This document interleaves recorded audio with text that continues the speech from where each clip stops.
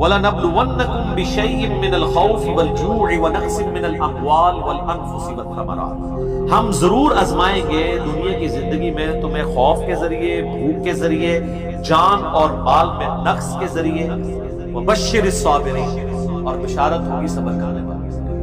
تو یہ ساری تکلیفیں، ان کو آپ مکافات عمل کہہ کے نہیں جان چھڑا سکتے، یہ اللہ کی طرف سے آزمائش بھی ہو سکتی کسی کے اوپر۔ اور صبر کرنے والوں کی بشارت ہے، اور ان کی نشانی کیا ہے؟ الذین اذا اصابتهم مصیبہ، جب کبھی انہیں کوئی مصیبت پہنچتی ہے تو وہ کہتے ہیں قالوا انا للہ وانا الیہ راجعون، بھئی ہم بھی تو اللہ کی طرف سے آئے تھے، ہمیں بھی لوٹ کے اللہ کے پاس جانا ہے، اگر کوئی تکلیف آئی ہے تو یہ بھی چلی جائے۔ سب سے بڑی تکلیف کیا ہے؟ موت، وہ بھی تو ہم پہ آنی ہے نا، تو اس سے پہلے اگر کچھ چھوٹی تکلیف آئی ہے تو اللہ کی طرف سے۔ اس کانٹیکسٹ میں ایک حدیث ہے صحیح مسلم میں، ام سلمہ کہتی ہیں کہ جب ابو سلمہ میرے خامد فوت ہوئے،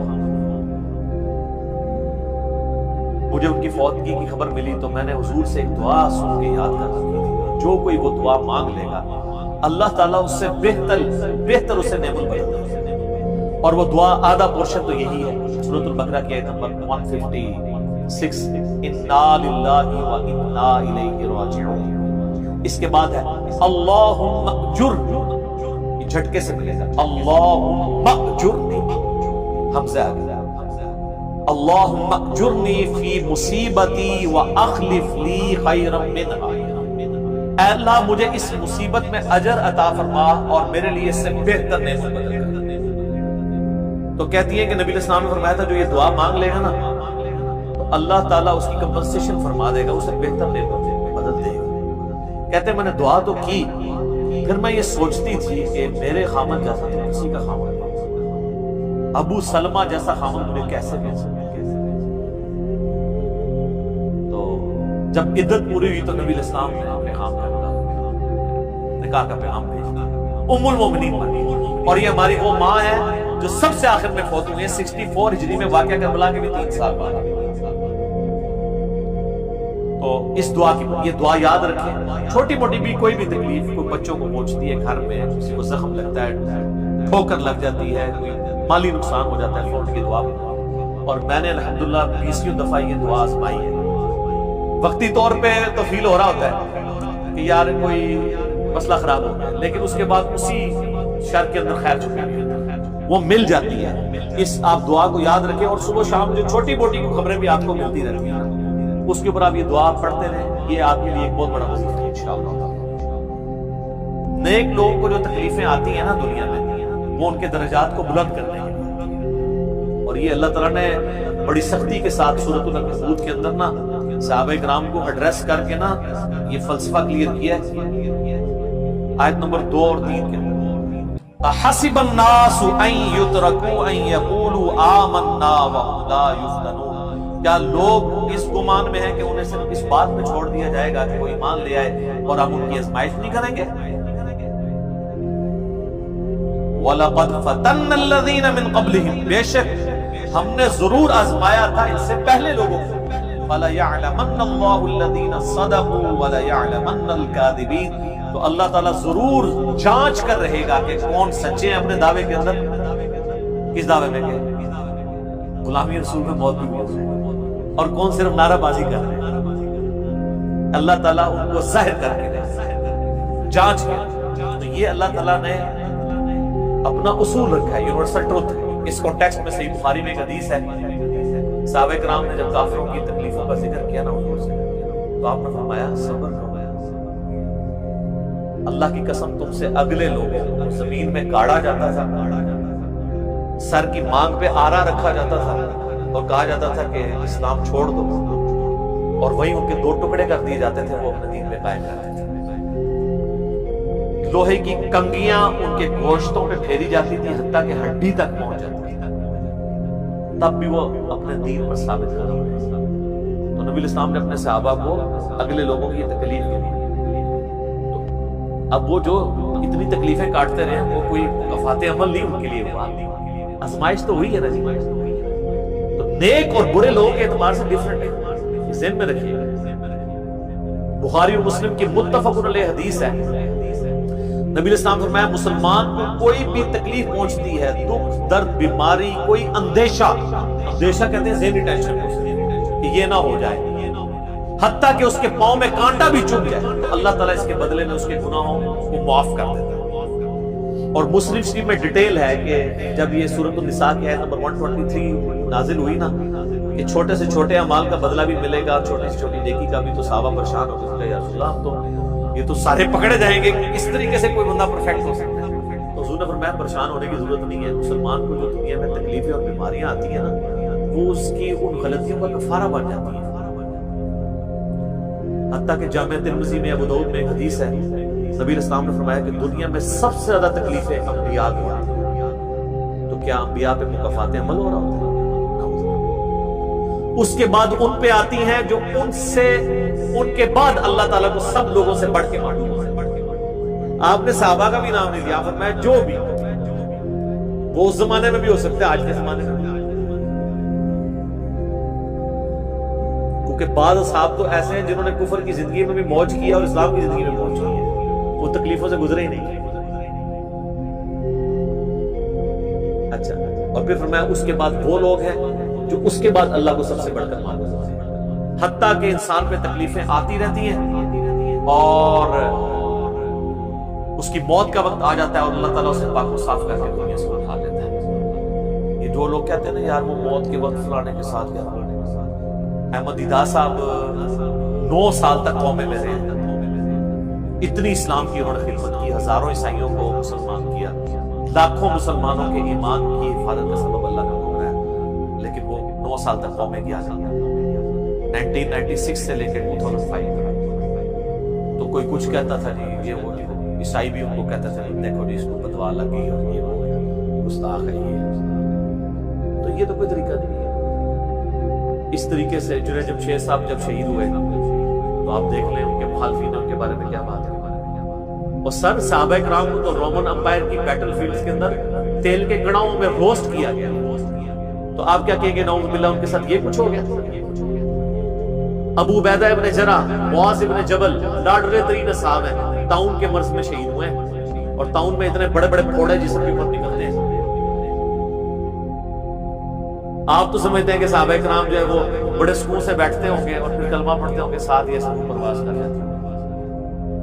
حضرت حمزہ ابن عبد المطلب کا مسئلہ ہوا ہے، سید الشہداء ہے، حضرت حسین علیہ السلام کے ساتھ جو کچھ کربلا میں ہوا ہے، تو نیک بندوں اور عام بندوں کے اعتبار سے اس کا حکم ڈیفرنٹ ہے۔ نیک بندوں کے درجات بلند ہوتے ہیں، حسین ابن علی سے اتنی بڑی قربانی اللہ نے لی کہ قیامت والے دن ان کو جنتی نوجوانوں کا جو سردار ہونا ہے اس کو جسٹیفائی کیا کہ آؤ جی حسین جیسی ہے کسی قربانی بنا دینا سردار، آ جاؤ لے کے آؤ۔ کوئی کھڑا ہو سکتا ہے؟ ابھی تک 15 سال میں تو نہیں کوئی دعویٰ کرے گا کھڑا ہونے کا۔ تو اللہ تعالیٰ نیکیوں کو جسٹیفائی بھی کرواتا ہے، وہ مکافات عمل نہیں ہو رہا ہوتا۔ نیک لوگوں کے لیے ڈیفرنٹ ہے، ان کے درجات بلند ہوتے ہیں، اور باقی عام لوگوں کے لیے یہ ہے کہ ان کے لیے بھی آپ نہیں کہیں گے کہ ان پہ عذاب ہے، یا اللہ کی طرف پلٹنے کا ذریعہ ہے یا ان کے گناہوں کا کفارہ۔ یہ آپ نے کسی پہ نہیں کہنا اس کے اوپر لعنت پڑ گئی، اس کے اوپر یہ ہو گیا، اس کے اوپر یہ ہو گیا، یہ آپ کو کس نے رائٹ نہیں دیا۔ یہ بہت بڑا ظلم ہے۔ ایک طرح کے معاملات ہوئے ہوتے ہیں دونوں کے ساتھ۔ اب آپ دیکھ لیں سنیوں میں سے کوئی جیل میں جاتا ہے تو شیعہ کہتے ہیں دیکھا مکافات عمل ہے، شیعہ میں سے کوئی جاتا ہے سنی کہتے ہیں مکافات عمل ہے۔ تو یہ آپ جو مرضی، اور اپنے کے لیے کہتے ہیں آزمائش ہے۔ تو یہ آج کی ڈیٹ میں آپ نے سب کے لیے آزمائش ہی کہنا ہے، ورنہ یہ مسئلہ بالکل خراب ہو جائے۔ اللہ جی، اللہ تعالیٰ سے خیر مانگنا چاہیے، اللہ تعالیٰ کی طرف رجوع لانا چاہیے۔ اس حوالے سے بخاری اور مسلم دونوں میں حدیث ہے، میں اب آپ کو تھوڑا وظیفے بھی بتا دوں نا۔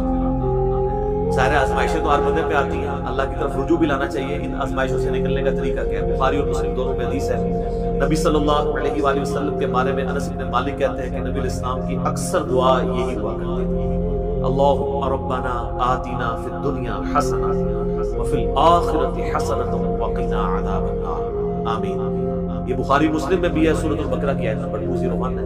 اے اللہ ہمیں دنیا میں بھی بھلائیاں عطا فرما اور آخرت میں بھی بھلائیاں عطا فرما، اور آخرت کی سب سے بڑی بھلائی بھی ساتھ مانگنی، وقنا عذاب النار، آگ کے عذاب سے آمین۔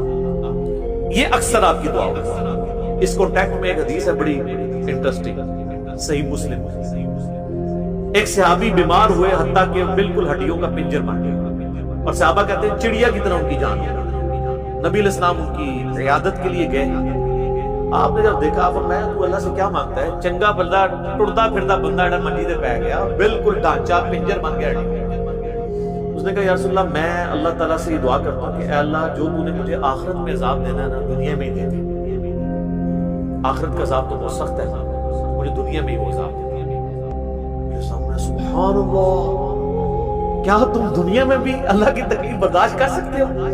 اوے تجھے تو چاہیے تھا تو کہتا اللہم ربنا آتنا فی الدنیا حسنہ وفی الآخرۃ حسنہ وقنا عذاب النار۔ یعنی آپ اللہ تعالیٰ کو معاذ اللہ کو فنیٹک سمجھتے ہیں کہ آپ کہیں گے اس نے عذاب تو ضرور دینا ہے تو مجھے ادھر دے دے، اور یار اللہ سے اچھا ہی گمان رکھو۔ بخاری مسلم دونوں میں حدیث ہے میں اپنے بندے کے گمان کے قریب ہوں جیسا میرے بارے میں گمان رکھے، بشرطے کہ کرتوت بھی ٹھیک ہے۔ تو سر ہم تو یہ کہتے ہیں اللہ ہم نہ تیری ازمائش کے قابل ہے نہ تیرے عذاب کے قابل ہے، ہمیں بلا حساب و کتاب ہی جنت میں داخل فرما دے، آمین۔ تو میں اپنے بندے کے گمان کے قریب، اچھا گمان رکھیں انشاءاللہ تعالیٰ اینڈ رزلٹ بھی اچھا ہوگا۔ آپ اللہ سے گمان اچھا رکھیں، یہ گمان بہت اہم چیز ہے، اور یہ آپ کا جو کانفیڈنس ہے نا اللہ کے اندر کہ انشاءاللہ اللہ میرے ساتھ خیر کا معاملہ ہی کرے گا۔ اچھا کئی لوگ کہتے ہیں منو تو اللہ نے دینے ہی صاحب، آپ چاہے اچھے اعمال کرتے ہیں برے اعمال، تب بھی آپ نے یہ اپنے بارے میں یہ بات نہیں، یہ تو اور کسی کے بارے میں تو آپ نے سوچنا بھی نہیں سر، وہ تو کہانی ختم۔ وہ تو صحیح مسلم میں حدیث ہے نا، ایک شخص نے قسم اٹھا کے کہہ دیا تھا کہ اللہ تعالیٰ اس کو کبھی معاف نہیں کرے گا، وہ بڑا گنہگار شخص ہے۔ اللہ کی بارگاہ میں پہنچے، اللہ نے فرمایا تو نے میرے بھی آپ پہ کیسے قسم اٹھا دی؟ جا میں نے اس کو معاف کیا، تجھے دوزخ میں گیا۔ لا يسأل عما يفعل وهم يسألون، سورۃ الانبیاء کی آیت ہے۔ اللہ کو کوئی نہیں پوچھ سکتا اس نے یہ کیوں کیا، وہ سب کو پوچھ سکتا ہے کہ انہوں نے یہ کیوں کیا۔ یہ اللہ تعالیٰ کے بارے میں ناشکری پھیلانا سورہ الزمر میں ہے، لا تقنطوا من رحمت اللہ، اللہ تعالیٰ کے بارے میں مایوسی عوام کے اندر پھیلانا۔ لیکن اس کا دوسرا پہلو بھی غلط ہے کہ آپ رحمت کی آیتیں پڑھ کے تو لوگوں کے کام چوک کے رہو، وہ بھی دوسری ایکسٹریم ہے، وہ بھی نہیں ہونی چاہیے۔ رحمت سے دھوکہ بھی نہیں کھانا، ہاں اعمال برے کرنے ہیں اور پھر اللہ سے امید کرنا۔ جو سیدنا ابوبکر نے حضرت عمر کو وصیت کرتے ہوئے کیا کہا تھا کہ عمر جب تو جنتیوں کی طرف دیکھے نا تو دعا کرنا کہ میں بھی ان میں شامل ہوں، اور جب بھی تو جہنمیوں کا ذکر لائے تو اللہ صلی اللہ سے پناہ مانگنا کہ کہیں میں ان میں شامل نہ ہوں۔ انہوں نے آگے سے کہا کہ میں عشرہ مبشروں ہوں۔ یہ معاملہ بہت سینسٹیو ہے، جن کو اللہ کا تعارف ہے نا تو وہ ان کی زندگی بڑے ڈر ڈر کے گزرے۔ تو یہ حدیث میں نے اس لیے بتا دی، ایک اور ذریعہ ہے ان آزمائشوں سے نکلنے کا۔ صحیح بخاری اور مسلم دونوں میں حدیث ہے جس کی یہ خواہش ہے کہ اللہ اس کی عمر دراز کا اور اس کے رزق میں کشادگی دے، رزق میں دنیا کی ہر نعمت شامل ہے۔ ہم تو دولت ہی سمجھتے ہیں، اچھی صحت بھی رزق ہے، اچھی اولاد بھی رزق ہے،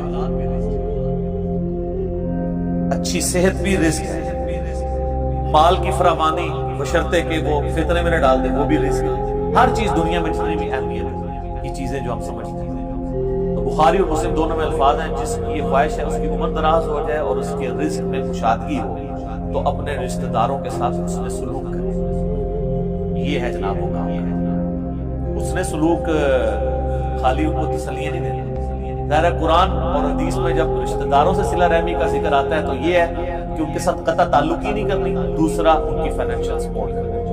اس لیے آپ دیکھیں سب سے زیادہ حقدار زکوٰۃ کے صدقات کے آپ کے بہن بھائی، سب سے قریبی رشتہ، اس کے بعد کوئی اور حق نہیں۔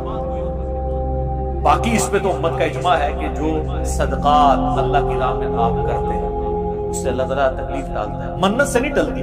بخاری مسلم میں حدیث ہے کہ منت سے کنجوس کا مال ہی نکلتا ہے، تکلیف نہیں ٹلتی۔ لاجیکل ہے، منت تو یہ کہ یا اللہ پہلے کر تو میں کراں گا، اور صدقے میں کیا ہے یا اللہ میں نے تیری طرف سے تیری راہ میں یہ صدقہ کیا اور میں اس نیک عمل کا وسیلہ تجھے پیش کرتا ہوں، میرا مسئلہ حل کر۔ جو بخاری مسلم میں حدیث ہے 3 لوگ غار میں پھنس گئے تھے، انہوں نے اپنے پرانے اعمال کا واسطہ پیش کیا تھا، یہ نہیں تھا کہ یا اللہ ایک پر کاٹ دیتے سی کرا گے، پھر کون سی نکلنا انہوں نے اپنے پرانے کیے ہوئے اعمال کا وسیلہ اللہ کے حضور پیش کیا۔ جو قرآن میں ہے وَاسْتَعِينُوا بِالصَّبْرِ وَالصَّلَاةِ، صبر اور نماز کے ذریعے اللہ کی مدد چاہو، جس سے وہ کہتے ہیں جی اس سے غیر اللہ کی مدد ثابت ہوتی ہے. تو کوئی کہتا ہے المدد یا صبر، المدد یا نماز، وہ اس کا مطلب ہے صبر اور نماز سے اللہ کی مدد، کیونکہ آگے آتا ہے ان اللہ مع الصابرین، بے شک اللہ تعالیٰ صبر کرنے والوں کے ساتھ. تو نیک اعمال کا وسیلہ آپ اللہ کے حضور پیش کریں. تو صدقہ اور خیرات کرنا یہ اللہ تعالیٰ کی طرف سے آئی ہوئی تکالیف کو، بلاؤں کو ٹال دیتا ہے. تو یہ میں نے آپ کو ایک دعائیں، اذکار اور پھر اعمال بھی بتا دیے. آخر میں دو دعائیں میں وہ جو بیان کی تھی ان کو ریپیٹ کر دیتا ہوں. ایک پریونٹیو دعا، یہ دو علاج ہوتے ہیں نا، پریونٹیو اور کیوریٹیو. پریونٹیو علاج یہ ہوتا ہے کہ بیماری ہونے سے پہلے علاج کیا جائے، جیسے ویکسین ہے. آج کل وہ کہہ رہے ہیں کورونا کی ویکسین بن گئی ہے کہ وہ لگوا لیں تو تکلیف ہوئی نہ. ایک ہوتا ہے کیوریٹیو علاج کہ بیماری ہو گئی ہے تو اب علاج کیسے.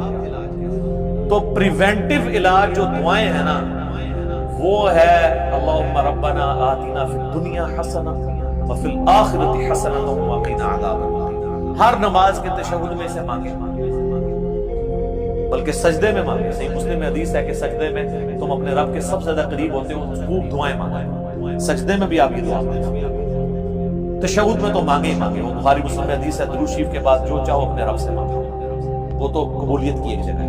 اس کے علاوہ یہ ہوگی پریونٹیو علاج بیماریوں سے، پریشانیوں سے.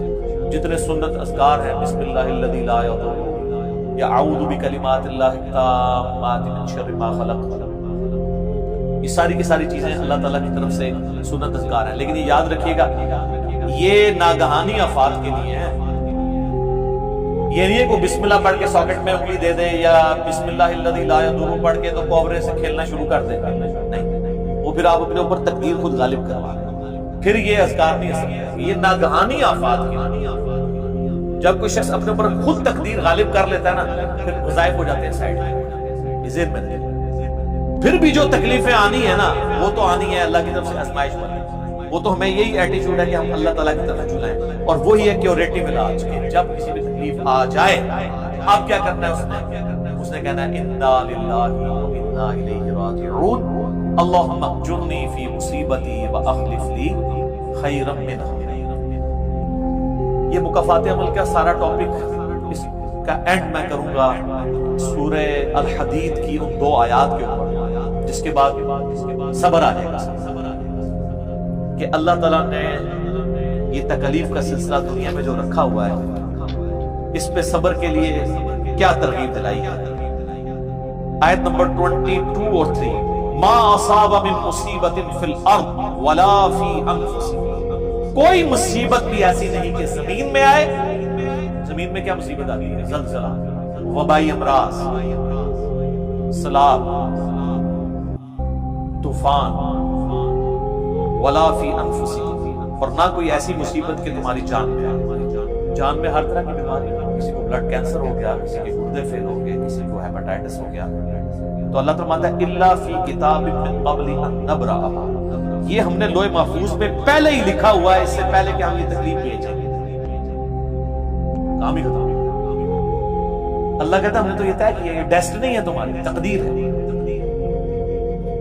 ان ذالک علی اللہ یسیر، یاد رکھنا یہ اللہ کے لیے بڑا احسان ہے، بہت آسان ہے. کوئی یہ بھی کہہ سکتا ہے کتنا ہو گیا، پہلے ہی اللہ کو پتہ ہے. اللہ کے علم کے احسان ہے. سورۃ الانعام میں تو یہاں تک آیا ہے کہ خشکیوں میں یا سمندروں کے اندر کسی درخت کا اگر پتا بھی گرتا ہے نا تو اللہ کو پہلے سے ہی، اور زمین کی گہرائیوں میں وہ دانہ بھی پھوٹتا ہے نا پہلے. اب ظاہر ہے ہمارا ذہن تو اس ڈیٹے کو سمجھ نہیں سکتا، بلکہ آج ہم نے لیپ ٹاپس میں ہارڈ ڈسک میں وہ ڈیٹا سٹور کر لیا ہے جو 8 سے 100 سال پہلے کا انسان اس کو ماننے کے لیے تیار نہیں ہوگا کہ یہ ٹچ سکرین موبائل کیا کر سکتا ہے، اتنی دور بات کر سکتے ہیں. وہ تو اس کو بھی ماننے کے لیے تیار نہیں ہوں گے، لیکن ہو گیا نا. انسان کو اللہ نے ترقی کرائی ہے تو اللہ کا علم تو بہت کامل ہے. لِكَيْ لَا تَأْسَوْا عَلَى مَا فَاتَكُمْ، یہ ہم نے اس لیے کیا، یعنی ہم نے تقدیر میں پہلے یہ چیزیں لکھی تھی تاکہ تم مت افسوس کرو اس چیز پہ جو تم سے چھین لی جائے. وَلَا تَفْرَحُوا بِمَا آتَاكُمْ، اور اس پہ شیخی مت بگاڑنا جو اللہ نے تمہیں دیا. اللہ کسی سے لے کے ازماتا ہے تو کسی کو دے کے بھی ازماتا ہے. واللہ لا يحب كل مختال فخور، اور اللہ تعالیٰ پسند نہیں کرتا ہر شیخی بگاڑنے والا، جو بات بات کے اوپر شیخی بگاڑتا ہے۔ کسی کے پاس اگر کوئی اللہ کی طرف سے نعمتیں ہیں تو وہ اللہ کا شکر ادا کرے، اور اگر کسی کے اوپر آزمائش کا وقت ہے تو وہ اللہ کی طرف رجوع کرے۔ اس لیے تو نبی اسلام نے فقر کی زندگی گزاری ہے سر۔ باقی نیک بندوں کے لیے درجات کی بلندی کا ذریعہ ہے آزمائشیں آنا، برے لوگ بھی اس اعتبار سے کہ میرے اعمال کی شامت اور میرے گناہ معاف ہو جائیں گے اور میں اپنی اصلاح بھی کر رہا ہوں۔ کسی کے بارے میں کوئی ورڈ نہ دیں، اپنے اوپر سن رہا۔ اللہ تعالیٰ سے دعا کرتے ہیں اللہم اجرنا من النار، اللہم انی اعوذ بک من عذاب جہنم، ربنا اننا آمنا فاغفر لنا ذنوبنا وقنا عذاب النار، اللہم انی اعوذ بک من عذاب جہنم، ربنا اصرف عنا عذاب جہنم ان عذابها كان غراما، اللہم ربنا آتنا فی الدنیا حسنة وفي الآخرة حسنة وقنا عذاب النار، اللهم أحسن عاقبتنا في الأمور كلها وأجرنا من خزي الدنيا وعذاب الآخرة، آمين ثم آمين۔